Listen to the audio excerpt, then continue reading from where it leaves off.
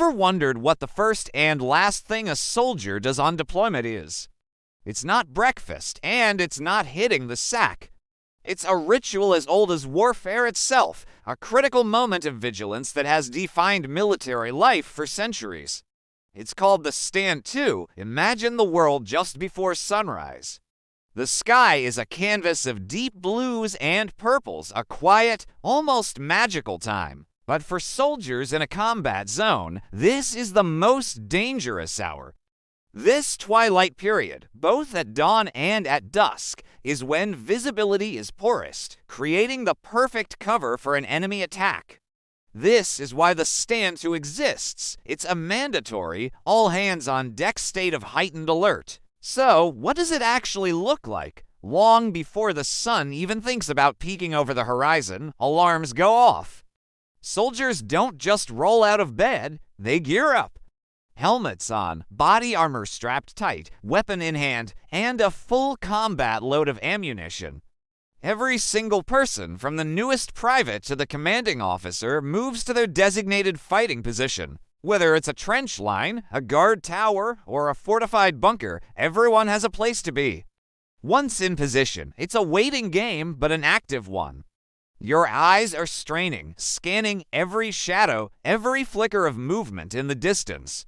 Your ears are tuned to the slightest sound that's out of place: a snapped twig, a distant engine, anything. You're not just looking, you're analyzing. Is that a bush, or is it a person? Is that the wind, or is it whispering? Your senses are dialed up to 11. Every soldier is covering a specific sector, ensuring that there are no blind spots. Overlapping fields of fire mean that the entire perimeter is a web of vigilance. This isn't a time for idle chit-chat. The radio is quiet, reserved for essential communication only.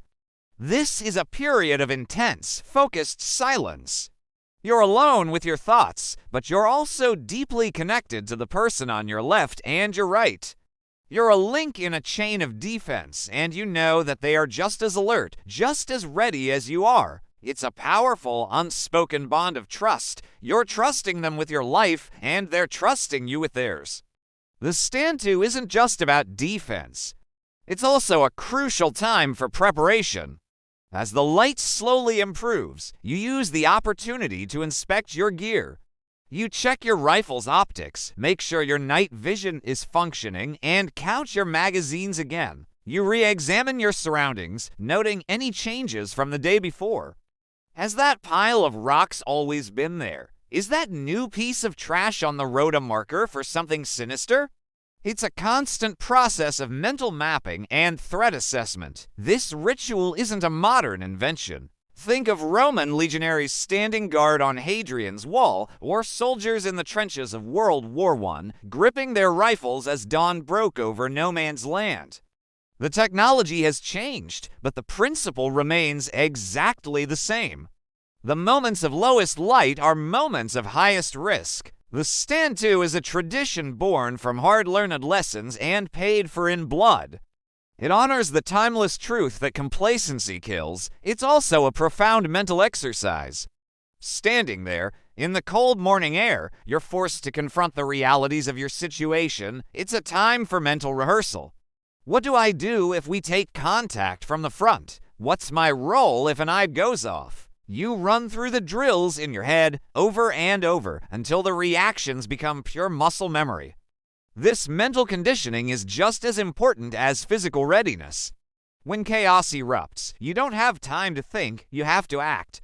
The Stand To ensures those actions are the right ones. Then, as the sun fully rises and the world becomes bright and clear, the order comes down: stand down. It's a collective exhale. The immediate tension eases. But the day is just beginning. Now comes the continuous cycle of patrols, guard shifts, and operational tasks. The stand down isn't an all clear for the day. It's simply a transition to a different state of readiness. The gear might get loosened, but the weapon is never far from reach. The same process repeats itself in the evening. As the sun begins to set, casting long, deceptive shadows, the call for the evening stand to goes out. Once again, it's full gear, full alert, as everyone moves back to their positions to watch the light fade.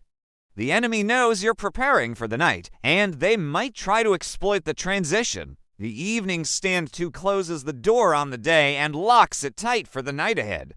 For those who have lived it, the stand 2 is a memory that never fades. It's the taste of gritty coffee brewed in a canteen cup, the feeling of cold metal in your hands, the shared silence with your comrades. It represents the discipline, the vigilance, and the unwavering commitment that defines a soldier. It's a daily promise made to each other.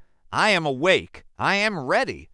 We will hold the line. The next time you see a sunrise or a sunset, take a moment to think about the hundreds of thousands of service members around the world who are, at that very moment, standing too.